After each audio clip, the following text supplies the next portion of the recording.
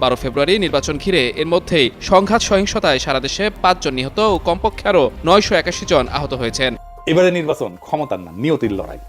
এইবার খেলা শুধু গণনায় হবে না, হবে বুদ্ধি, কৌশল আর সাহসের খেলায়। জয় হবে তাদের যারা অন্তঃসার শূন্য দলান্ধতা ভাঙ্গা একটা বড় রাজনৈতিক ফ্রন্ট তৈরি করতে পারবে। আমরা দেখছি ডাকসু নির্বাচনের পরে যে ডাকসুর মাদকের আড্ডা ছিল, যে ডাকসু বেশ্যাখানা ছিল, সেটা ইসলামী ছাত্র শিবির পরিবর্তন করতে সক্ষম হয়েছে। জামাত তো ওয়াহাবি, জামাত তো হইল ধর্মের, ইসলাম ধর্মের বিরোধী। এরা তো নবীর একই আমাদের বড় ভাই লাগে। দেখতে দেখা যায় আমার দাদার মতো, কিন্তু আপনি তো আমার 10 বছরের ছোট। বসেন আমার সঙ্গে। আসসালামু আলাইকুম প্রিয় দর্শক এইমাত্র পাওয়া গরম খবর। দর্শক শ্রোতা, কিছুদিন পরে নির্বাচন এবং নির্বাচনের আগে দেখা যাচ্ছে বাংলাদেশ জামাত ইসলামকে সাপোর্ট করছে অনেক লোকই। দর্শক, আজকের এই ভিডিওটি দেখতে পারবেন বাংলাদেশের সকল আপডেট খবরগুলো এবং দেখতে পারবেন কোন দল কেমন কোন পর্যায়ে গিয়েছে। দর্শক, আজকের ভিডিওটি খুবই গুরুত্বপূর্ণ, তাই বলছি সম্পূর্ণ ভিডিওটিকে স্কিপ করবেন না। এবং যারা এমন নিত্য নতুন আপডেট খবর দেখতে পছন্দ করেন তারা অবশ্যই চ্যানেলকে সাবস্ক্রাইব করে আমাদের সাথে থাকবেন। দর্শক শ্রোতা, তার বিচলিত না বাড়িয়ে চলুন বিস্তারিত ভিডিওটি দেখে আসি। জামাত তো ওয়াহাবি, জামাত তো হইল ধর্মের, ইসলাম ধর্মের বিরোধী। এরা তো নবীর একই আমাদের বড় ভাই লাগে।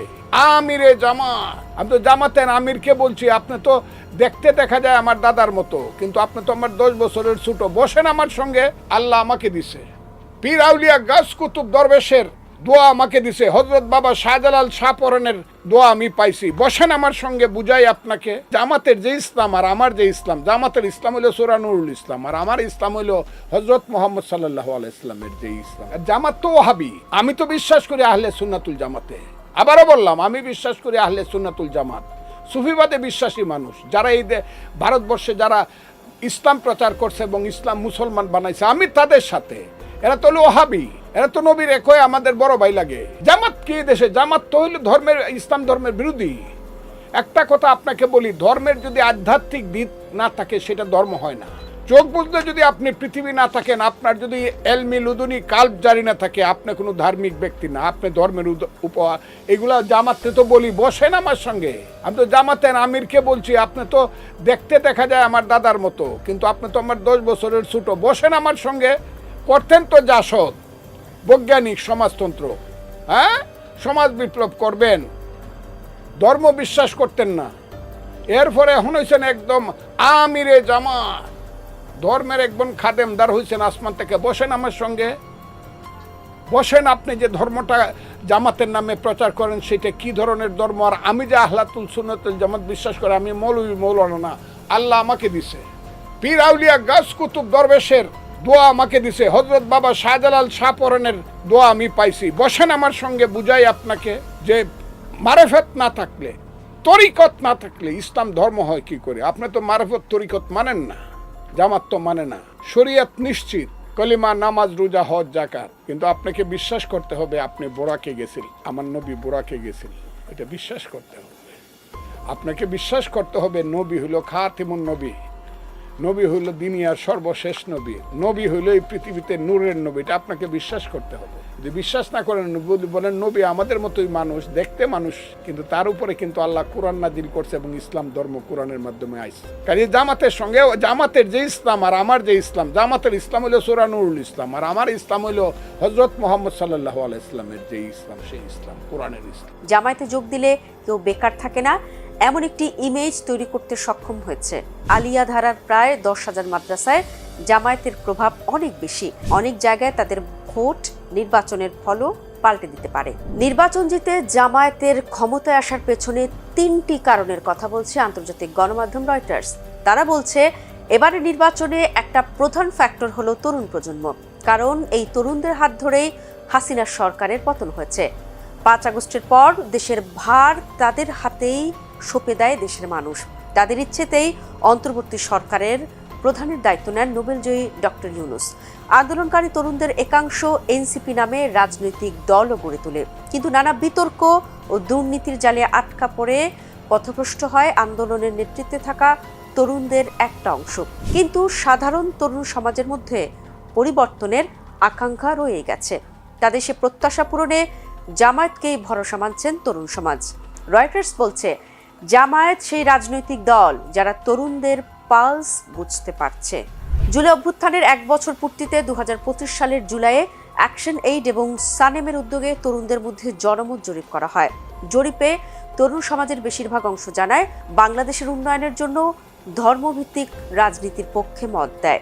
ভোটের জরিপে বিএনপির সাথে জামায়াত জোটের পার্থক্য ছিল খুবই কম। তরুণদের মধ্যে জামায়াতের উল্লেখযোগ্য সমর্থন আছে। তার প্রমাণ 2025 সালে অনুষ্ঠিত সবগুলো বিশ্ববিদ্যালয়ের নির্বাচনে জামায়াতের ছাত্র সংগঠন ইসলামী ছাত্র শিবির একচেটিয়া সাফল্য পেয়েছে। 24-এর আন্দোলনের আগে দেশের সব প্রতিষ্ঠানে আওয়ামী লীগের ছাত্র সংগঠন ছাত্রলীগের একচেটিয়া দখলে ছিল। আন্দোলনের পর ছাত্রলীগ নিষিদ্ধ হয়, বিদায় নেয় আওয়ামী লীগ। গণ আন্দোলনে জামায়াত ও শিবিরের সক্রিয় অংশগ্রহণের ইতিবাচক ইমেজকে কাজে লাগিয়ে আওয়ামী লীগ ও ছাত্রলীগের শূন্যস্থান পূরণ করে জামায়াত ও ছাত্র শিবির।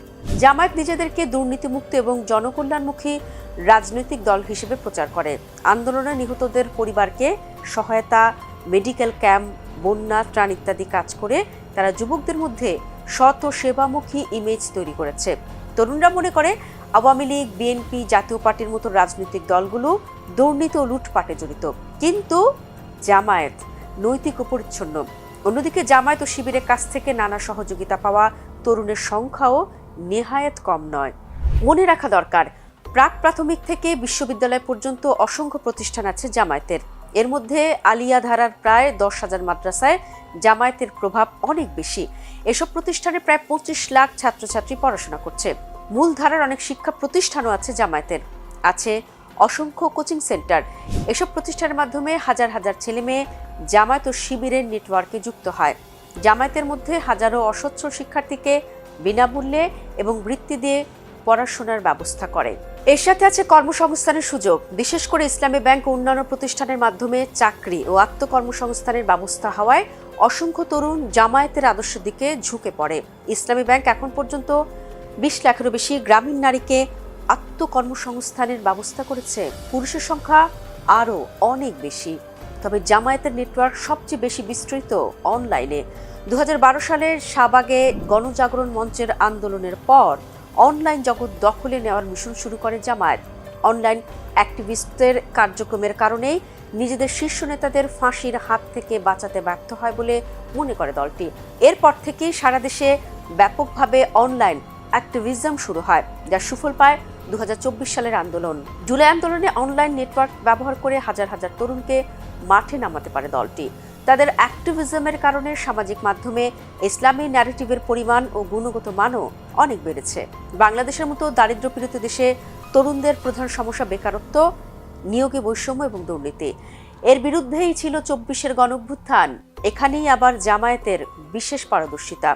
জামায়াতে যোগ দিলে কেউ বেকার থাকে না, এমন একটি ইমেজ তৈরি করতে সক্ষম হয়েছে। জামায়াতের প্রতিশ্রুতি অর্থাৎ 10 লাখ টাকা পর্যন্ত কোল্যাটারাল ফ্রি লোন তরুণদের আকৃষ্ট করেছে। ইসলাম ব্যাংকের এ ধরনের কর্মসূচি ইতোমধ্যেই চালু আছে। ফলে জামায়াতের প্রতিশ্রুতি শুধু কথার ফুলঝুরি নয়, তারা ইতোমধ্যে তাদের কথার পক্ষে উদাহরণ তৈরি করতে সক্ষম হয়েছে। অনেক বিতর্ক সত্ত্বেও জামায়াতের সাথে এনসিপির জোট জামায়াতকে শক্তিশালী করেছে। তরুণদের মধ্যে কিছুটা হলেও এনসিপির জনপ্রিয়তা আছে। অনেক জায়গায় তাদের ভোট নির্বাচনের ফলও পাল্টে দিতে পারে। এসব কারণে রয়টার্স বলছে, তরুণদের পালস বুঝতে পেরেছে জামায়াত, যা এবারের নির্বাচনে তাদেরকে বড় মাইলেজ দিতে পারে, যার ফলে নির্বাচনে জিতে সরকার গঠনের সম্ভাবনাও বেড়েছে দলটি। দর্শক, আশা করি সম্পূর্ণ ভিডিওটি দেখেছেন এবং এই ভিডিওটি থেকে আশা করি আপনারা অনেক কিছু বুঝতে পেরেছেন। দর্শক শ্রোতা, এই ভিডিওটি থেকে আপনার যদি কোনো মতামত থেকে থাকে তাহলে আপনার মূল্যবান মতামতটি অবশ্যই কমেন্ট করে জানিয়ে দেবেন। আজকের ভিডিওটি পর্যন্তই, দেখা হবে পরবর্তী ভিডিওতে। সে পর্যন্ত ভালো থাকুন, সুস্থ থাকুন, আল্লাহ হাফেজ।